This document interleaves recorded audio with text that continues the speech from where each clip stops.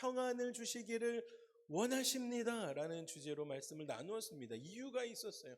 하나님께서 왜 모든 사람에게 평안을 주시기를 원하실까? 왜냐하면 우리가 평안이 없는 이 세상을 살아가고 있기 때문입니다. 그리고 하나님께서는, 그리고 예수 그리스도께서는 제자들을 향해서 너희가 평안이 없는 세상을 살아가고 있는 걸 너무 잘 안다. 그렇기 때문에 너희에게 평안을 끼치노라 라고 예수님께서 말씀하셨습니다. 우리가 그 평안 가운데 살아가기를 소망합니다. 여러분, 그 평안함 가지고 한 주 사셨습니까? 네, 이렇게 대답 안 하시기에요. 여러분, 그 평안 가운데 지난주 30분 내내 그 평안을 선포했으니까 여러분 그 평안 가운데 사신 줄 믿습니다. 여러분, 그리고 또 한 가지가 있어요. 성경에서 말씀하시는 기본값이 있습니다. 성경에서 하나님에 대해서 말씀하실 때 그 디폴트 값이 또 한 가지 있잖아요. 그것은 무엇이냐면 하나님께서는 모든 사람을 사랑하신다라는 것이에요. 하나님은 모든 사람을 사랑하셔서 이 세상을 사랑하셔서 독생자 예수 그리스도를 보내시면서 그분의 사랑을 확증하셨잖아요. 그러니까 하나님은 모든 사람을 사랑하십니다. 할렐루야. 그런데 중요한 것이 있어요. 이것이 기본 값인데요. 디폴트 값인데 중요한 것은 무엇이냐면 어떤 사람은 그 사랑을 받아들이고요. 어떤 사람은 그 사랑을 거부합니다. 받아들이지 않습니다. 마치 부모가 똑같이 자식을 사랑해요. 똑같이 사랑하잖아요. 그런데 어떤 자식은 그 욕하는 거 아닙니다. 어떤 자식은 그게 사랑이라고 느껴요. 나는 사랑을 받고 있어. 근데 또 어떤 자식은 이렇게 피별이 한다고 생각하면서 나는 부모의 사랑을 받지 못하고 있지라고 생각하기도 합니다. 하나님은 모든 사람을 사랑하십니다. 올 초에 여러분 우리 샌디에고가 사실 불과 몇 개월 전까지 한두 달 전까지만 해도 비가 많이 왔잖아요. 비가 많이 왔었습니다. 그리고 저는 어느 권사님께서 모종을 좀 주셨어요. 깻잎하고 고추하고 이런 모종들을 주셔서 뒷마당에다가 그걸 좀 심어놨거든요. 그러면서 이렇게 그 농사의 지혜도 주셔서 물병 밑둥을 잘라서 꼽아 놓으십시오 해가지고 그것도 시키는 대로 잘 했어요. 이렇게 다 씌워놓고 하니까 이게 마음이 가는 거예요. 농작물에 대한. 농작물이라고 해서 뭐 그런 게 3개 있어요. 3개. 3개를 이렇게 꼽아놨는데 그게 마음이 너무 많이 가는 거예요. 그래서 아침에 출근할 때도 보고 퇴근해서도 보고 잘 자라나 하나도 자라지 않았는데도 막 이렇게 보고 그랬었어요. 근데 비가 많이 오니까 비가 올 때는 농작물에 물이 들어가니까 너무 기분이 좋았는데 근데 그 나머지 그 물이 너무 아까운 거예요. 하늘에서 내리는 그 비가. 그래서 제가 바켓스란다. 대야를 이렇게 큰 대야를 이렇게 펴놨어요. 그 뚜껑을 열어놓았죠. 그랬더니 그 대야 안에 물이 한 3분의 2쯤 차는 겁니다. 그리고 그 물을 가지고 비가 이제 오지 않을 때, 그 물을 퍼서 그 농작물에다 물을 텃밭에 주기 시작하니까 굉장히 뿌듯했던 기억이 있습니다. 여러분, 하나님의 사랑도요. 하늘에서 비가 내리는데요. 장독대 뚜껑을 닫아 놓으면 그 빗물 안에는 그 장독대 안에는 다 말라 있는 것과 마찬가지죠. 하늘에서 하나님의 은혜의 단비가 내릴 때 장독대 뚜껑 열어 놓으면 그 장독대 안에 빗물이 가득 고이게 된다라는 것입니다. 여러분, 중요한 것은요. 행복과 불행의 차이는 종이 한 장 차이입니다. 여러분, 여러분께서 뚜껑 열어놓고 하나님께 내 마음 열어놓고 하나님 마음껏 나를 사용하십시오. 내 마음이 하나님께 고정되어 있습니다. 그러면 하나님께로부터 내려오는 이 은혜의 단비, 사랑의 단비가 내 안에 받아들이는 사람은 행복합니다. 행복하게 살아가요. 그런데요, 그거 닫아놓은 사람은요, 거절한 사람은 불행한 삶 살게 되어집니다. 굉장히 간단하죠. 여러분, 지난주 이 샌디에고 목회자 그룹이 있어서 모임이 있어서 갔었는데 거기에 우리 교회 신년 새벽기도 강사로 오셨던 목사님, 그리고 제가 출타했을 때 금요 성령 집회 오셔서 말씀 전해주셨던 샘 목사님 만났었어요. 여러분들도 아시지만 샘 목사님이 굉장히 파지티브한 목사님이시잖아요. 근데 이 목사님을 만나고 나면 통화를 해도 그래요. 만나고 나면 늘 뒤끝이 이분은 참 하나님을 사랑하시는 분이구나 라는 그 여운이 남아요. 왜냐하면 그분의 이야기에는 늘 하나님이 있습니다. 늘 대화 속에. 그리고 늘 전화 통화를 하거나 만나면 마지막에 꼭 기도 제목을 나눠주세요. 그 하나님이 늘 계세요. 모든 삶의 하나하나가 하나님께서 나의 삶을 사랑하셔서 이렇게 이끌어 주셨습니다 라는 이야기들입니다. 온통 하나님이 내 삶을 사랑하셨기 때문에요 이렇게 하셨어요 라는 간증의 고백들이다라는 거예요. 그래서 그러다 보니까 대화가 끝나고 집에 올 때 제 마음 가운데도 헤어지고 나면 하나님만 남아요. 우리도 그런 사람이 되기를 소망합니다. 여러분, 대화가 하고 나면, 그 사람 만나고 나면 하나님의 사랑이 남았으면 좋겠습니다. 그분이 이번 주에도 만났는데 이런 식이에요. 그때는 여러분 기억하세요. 보일러 고쳤는데 하나님이 자기를 사랑하셔서 보일러 고쳤다는 얘기 하셨었잖아요. 기억나세요? 아이고 참 할렐루야. 여러분 설교를 이렇게 까먹어 주시면 목사가 참 편해요. 근데 아무튼 그때 그런 얘기를 하셨었어요. 어쨌든 이번 주에는 어떤 이야기들을 대화에 오고 갔냐면, 그분이 소셜 시큐리티 사무실에 갔대요. 그런데 긴 줄에 맨 끝에 섰다라는 거예요. 그런데 갑자기 어떤 직원이 목사님을 부르더래요. 당신 날 따라오라고. 그래서 따라갔더니 창구를 새로 열고 당신부터 새로운 대기 번호 1번입니다. 이렇게 얘기하시더래요. 와우. 그럼 보통 사람들은 이렇게, 야, 나 오늘 소셜 시큐리티 사무실 갔는데 오래 걸릴 것 같았는데 나 운이 되게 좋았어 라고 표현하잖아요, 보편적으로. 근데 이 목사님은 아니에요. 오, 하나님이 나를 사랑하셔서 그렇게 해주셨어 라고 표현하는 거예요. 하나님이 나를 사랑해 주셨기 때문에. 또 샌디에고 이 카운티 피스트 같은 데 가면 주차가 너무 어렵잖아요. 그러면 뒤에 앉아있는 아이들한테 너네 기도해라. 하나님이 기도하면 주차 자리 주실 거야. 그러면 진짜 기도를 딱 시키자마자 앞에 사람이 나가는 거예요. 그러니까 야, 겉봐라. 그러니까 기도하면 응답받는다라는 것과 아이들에게 교육이 되고, 그리고 아이들한테 꼭 얘기를 해준대요. 야, 너희 기도의 응답이기도 하지만 하나님은 나를 사랑하시기 때문에 이렇게 주차 자리를 주시는 거야. 이렇게 얘기를 계속 해주신다라는 거예요. 여러분, 저도 이 하나님의 사랑에 대해서 제 설교 안에 많이 녹아내려고 기도하며 준비하는 설교자 중에 한 사람인데, 사실 그런 이유가 있습니다. 제가 신학대학교 1학년 때, 그 1학년들은 필수로 기숙사 생활을 1년을 해야 되고 또 필수로 새벽 기도를 해야 합니다. 이게 필수 과정이에요. 근데 아무리 신학생이라고 하지만 19살짜리들, 20살짜리들이 여러분 그 전날 밤 늦게까지 공부를 막 하고 무슨 생각하셨어요? 웃지 마세요. 여러분, 신학생들이 밤 늦게까지 공부합니다. 그래서 밤 늦게까지 공부하고 새벽 5시가 되면 한 4, 5시간 자고 나면 기숙사 복도에 불이, 전체 건물에 불이 팍 들어옵니다. 그리고 전체 방송으로 찬송가를 정말 크게 틀어주세요. 와, 그런데 저는 찬양 사역을 한 사람이라서 찬양을 정말 좋아하지만 그 새벽에 찬송가는 정말 듣기가 쉽지 않았습니다. 그런데 더 중요한 건 새벽 기도를 가서 앉아 있으면, 여러분들처럼 이렇게 강당에서 예배를 드렸거든요. 이렇게 앉아 있으면 교목실장님께서, 그 목사님께서 새벽 기도마다 하셨던 설교는 딱 한 가지 주제였습니다. 무엇이었냐면, 하나님은 사랑이십니다. 하나님께서는 전도사님 한 분 한 분을 사랑하십니다. 이 말씀밖에 안 하시는 거예요. 주제가 그거예요. 저를 비롯해서 다른 학생들도 다 똑같은 말씀을 들었죠.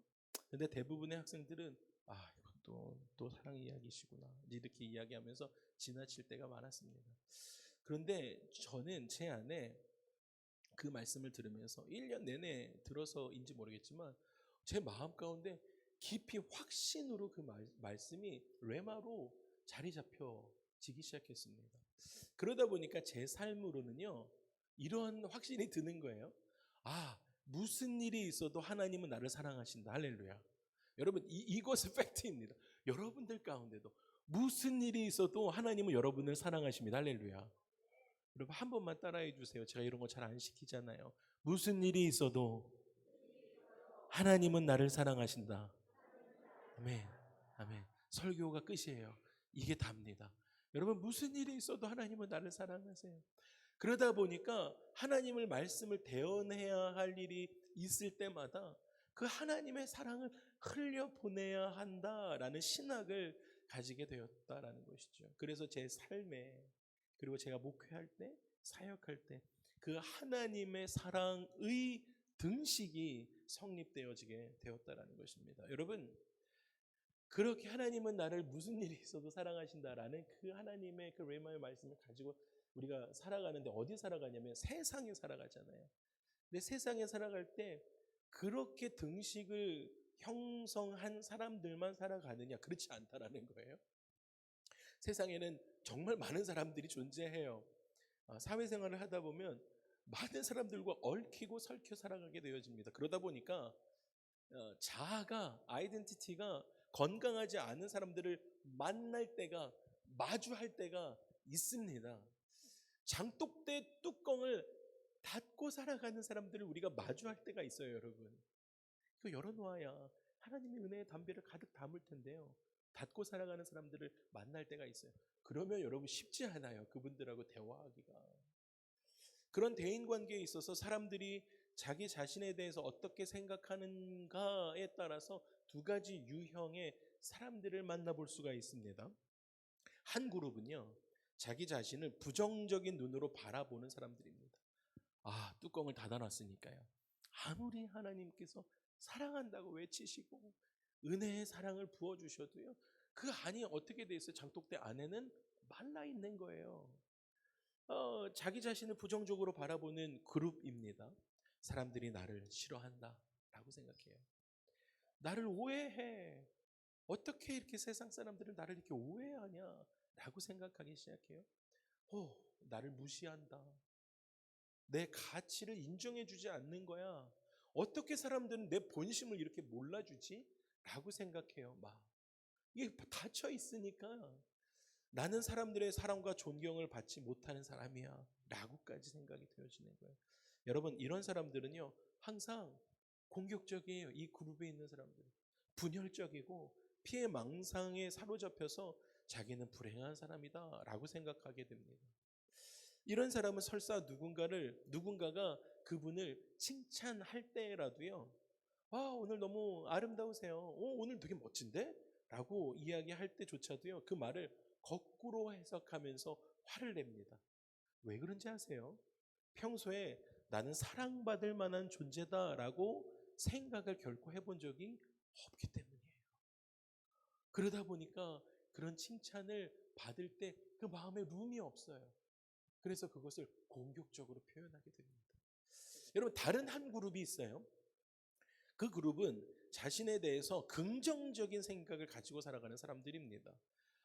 하늘을 향해서 제가 그 뒷마당에 그 큰 대야를 펼쳐놓은 것처럼, 뚜껑을 열어놓은 것처럼, 그렇게 긍정적인 그 생각을 갖고 살아가는 사람들입니다. 이렇게 생각해요. 사람들이 다 나를 좋게 생각해. 사람들은 내 생각과 말을 잘 이해해 주지. 사람들이 나를 칭찬하고 존경해. 사람들이 내 능력과 가치를 제대로 인정해 준다. 그리고 언제나 사람들은 나를 필요로 한다. 그렇게 생각하고 살아가는 사람들이에요. 여러분, 이런 사람들은요, 그렇게 자기의 삶을 이끌어가다 보니까 마음에 어떠냐면 여유도 있어요. 하나님으로부터 받는 사랑이 자기가 많다고 생각하고, 그렇게 생각하다 보니까 마음의 여유가 있습니다. 그러다 보니까 어떻게 하냐면 다른 사람의 가치도 인정해 주기 시작합니다. 다른 사람이 어떠한 가치를 갖고 있는지도 볼 수 있는 여유도 있는 거예요. 그러면서 칭찬해 주는 거예요. 당신의 삶에는 이러한 은혜가 있군요. 이러한 달란트가 있군요. 라고 내 마음의 여유로 그를 칭찬해 줍니다. 마음의 평안이 있고 성품이 온유합니다.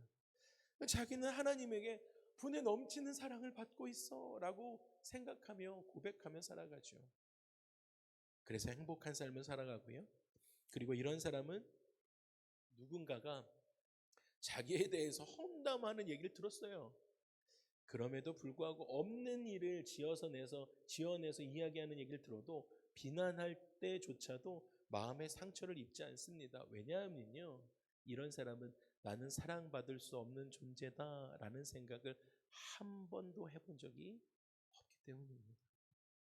사랑하는 주사랑 가족 여러분, 그리고 샌디에고의 예배자 여러분, 그리고 여름을 맞아서 전 세계로 흩어져서 전 세계에서 온라인으로 예배하고 있는 주사랑 가족 여러분, 약속하셨어요. 그 여행 가셔서 꼭 온라인으로 함께 예배하기로 해서 들어와 계신 줄 믿습니다. 여러분, 중요한 거 포인트 있어요. 기독교의 믿음은 하나님의 사랑을 받아들이는 생각과 행동입니다. 여러분, 기독교의 믿음, 우리가 지금 믿음 생활 하시잖아요. 여러분의 이 믿음 생활은요, 하나님께로부터 하나님이 이 세상을 이처럼 사랑하신 그 사랑을 받아들이는 여러분의 생각과 행동으로 나타나는 게 여러분의 믿음 생활이라는 거예요. 그게 기독교의 믿음입니다. 그래서 요한복음 3장 16절에 하나님이 세상을 이처럼 사랑하사 그 확증하기 위해서 어떻게 하셨습니까? 독생자를 주셨어요. 이는 저를 믿는 자마다 멸망치 않고 영생을 얻게 하려 하십니다. 너무너무 사랑하시니까 영원한 이터널 라이프를 우리 가운데 주시기 위해 하셔서 그렇게 하셨다라는 거예요. 그런데 그것을 믿는 자들, 그 믿음이 있는 자들, 그래서 그 생각을 가지고 행함이 있는 자들이, 그 믿음 생활을 하는 사람들이, 그 사랑 안에 거하는 자들이 믿음 생활을 하게 되어진다는 것입니다. 예수님을 믿는다라고 우리가 이야기하잖아요. 난 예수님 믿어 라고 하는 그 말은 하나님의 사랑을 받아들인다라는 말이 되는 것이에요. 하나님의 사랑을 받아들입니다. 여러분, 하나님의 사랑을 받아들이지 않고는, 하나님이 세상을 이처럼 사랑하셔서 나를 그렇게 사랑하셨군요, 그 사랑을 받아들이지 않으면 예수님을 믿을 수가 없습니다. 하나님의 사랑을 받아들임으로 우리가 예수님을 믿을 수 있어요. 그리고 그 믿음 안에서 소망이 생겨지게 되는 것입니다. 그래서 우리가 읽었던 구절에 이렇게 말씀하시는 거예요. 아버지께서 나를 사랑하신 것 같이, 하나님 아버지가 예수 그리스도를 사랑하신 것 같이 예수님께서도 우리를 사랑하셨으니 그래서 너희가 내 안에 거해라. 그래야 믿음 생활할 수 있다라고 말씀해 주고 계시는 것입니다. 마치 이런 것이죠. 어린아이가 어머니의 뱃속 안에서 새 생명으로 태어나요. 새 생명으로 태어나서 누구의 사랑을 받고 살아갑니까? 어머니의 사랑을 받고 살아가는 것처럼, 그 사랑 안에서 그 어린아이가 태어나는 것처럼, 그래서 그 어린아이들이 뱃속부터 부모의 사랑을 받고 자라나는 것처럼 예수님 사랑 안에서 태어난 우리들도, 예수님의 사랑 안에서 태어난 우리들도 성부와 성자와 성령이 삼위일체 하나님의 사랑을 받으며 살아가야 할 줄로 믿습니다. 아멘. 이것이 믿음 생활이고 사랑입니다. 하나님의 사랑입니다. 여러분, 이것에 대해서 바울도 똑같이 이야기합니다.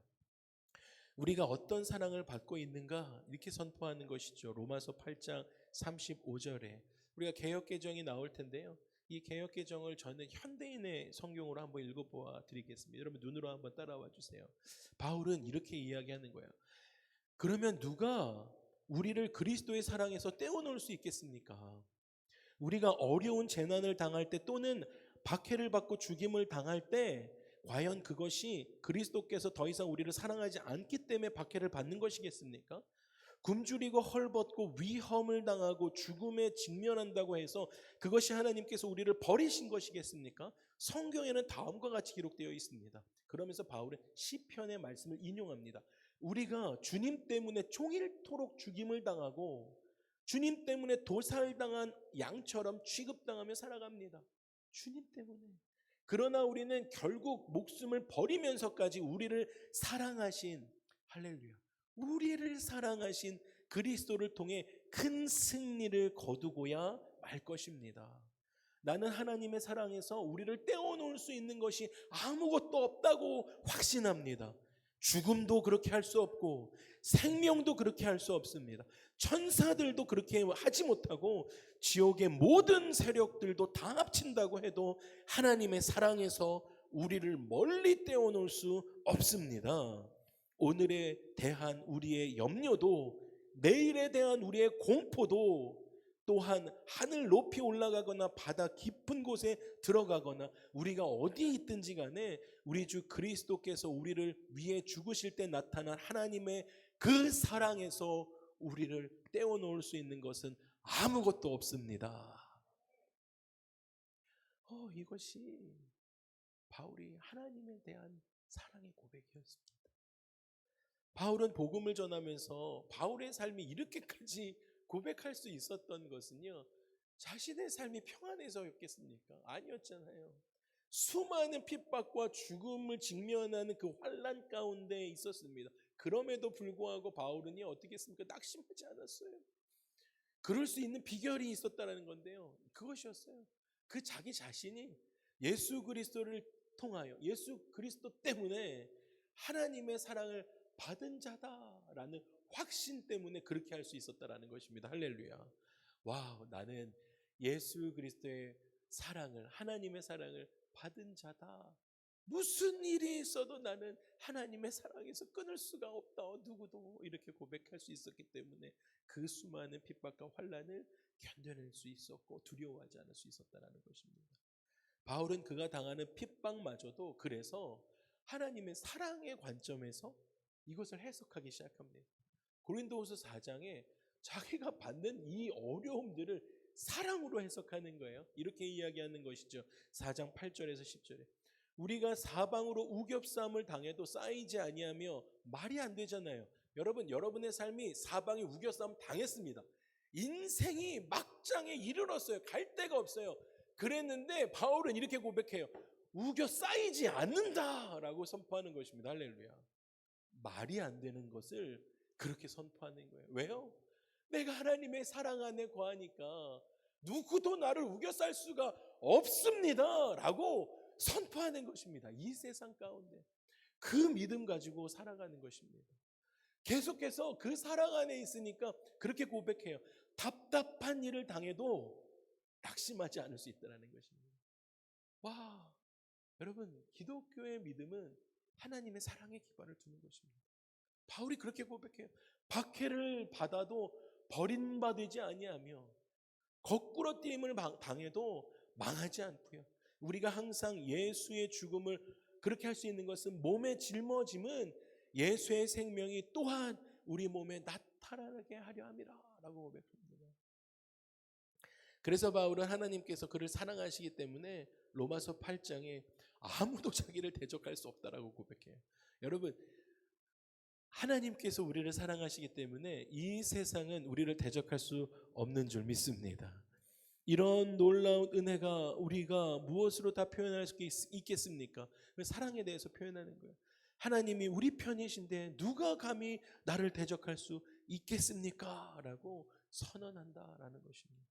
사랑하는 주사랑 가족 여러분, 우리 모두 하나님의 사랑을 믿음으로 받아들이는 그러한 축복의 사람이 되기를 주님으로 축복합니다. 그 하나님의 사랑을 받아들이시고 거절하지 마십시오. 뚜껑을 닫지 마세요.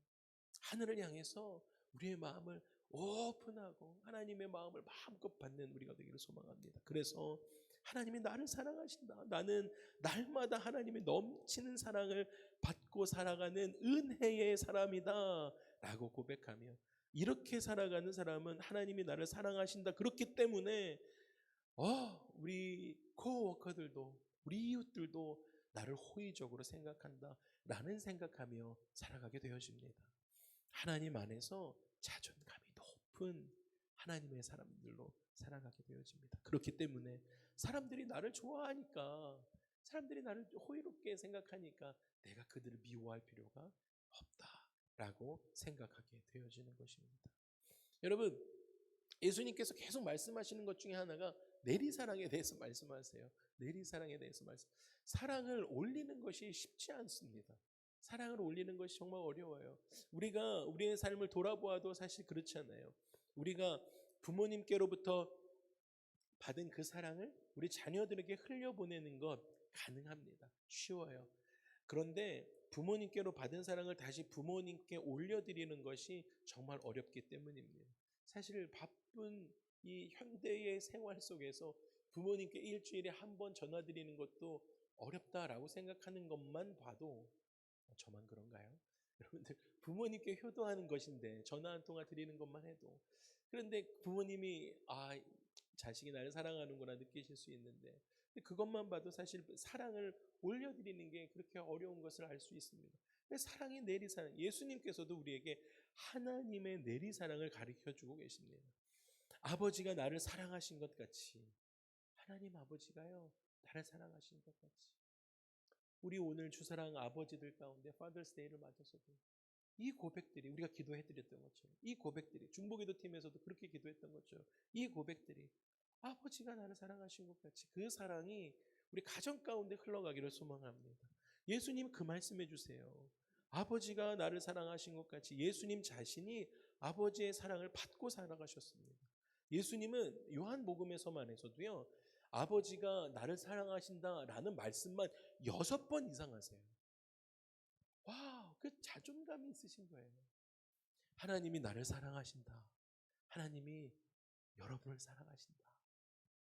예수님은 아버지 하나님이 그를 사랑하시는 그 사랑으로 우리를 사랑하시기 위하여 이 세상에 오셨습니다. 여러분, 이것이 십자가의 사랑입니다. 그리고 그 십자가의 사랑이 보혈로 말미암아 흘러내려오잖아요. 그것이 십자가의 사랑입니다. 그리고 우리에게 그 사랑을 받으라라고 말씀하시는 거예요. 여러분, 그 십자가의 보혈의 사랑을 믿으시고 받으시기를 소망합니다.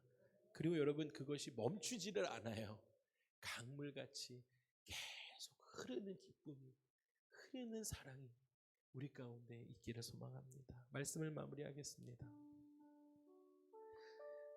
정말 사랑하는 주사랑 가족 여러분, 온라인으로 함께 여러 상황 가운데 예배할 수밖에 없는 예배자 여러분, 샌디에고의 많은 예배자 여러분, 우리가 예수님 사랑 안에 거하려면 지금 계속 예수님의 사랑 얘기했잖아요. 여러분, 예수님의 사랑 안에 거하시려면 그 예수님의 계명을 지키셔야 해요.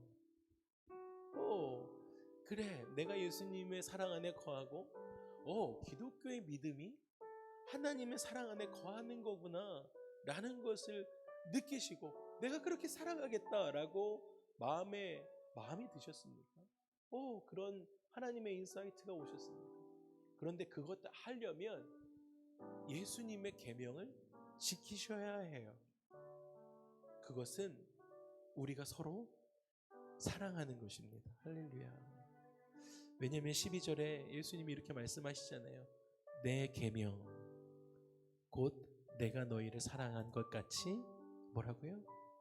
너희도 서로. 아멘. 우리가 서로 사랑하는 것이요 모든 어려움의 키가 되어지는 거예요. 예수님의 계명을 지키는 것이 그 사랑 안에 거하는 첫 걸음이 되어지는 줄 믿습니다. 그래서 우리는 예수 그리스도 안에 있는 하나님의 사랑을 받아들일 때 그때 막 그 사랑을 알게 되어지는 거예요. 사랑을 받지 못한 사람은 사랑할 수 없어요. 여러분, 하나님의 사랑을 우리가 받아들이셔야 합니다. 그리고 이웃 가운데 사랑을 전달하셔야 해요. 여러분, 공동체 안에 불편한 관계가 있으십니까? 여러분, 하나님의 사랑을 가지고 그 사랑을 흘려보내셔야 해요. 예배 가운데 마음의 문을 열지 않으시면 어떠한 하나님의 음성도 여러분 가운데 오지 않을 것이에요. 장독대 뚜껑 닫아놓으면 아무런 역사도 일어나지 않아요. 예배 가운데 와 있지만 하나님의 사랑을 믿음과 순종함으로 받아들이시는 우리가 되기를 소망합니다. 우리 함께 일어나셔서 찬양하고 싶은데요.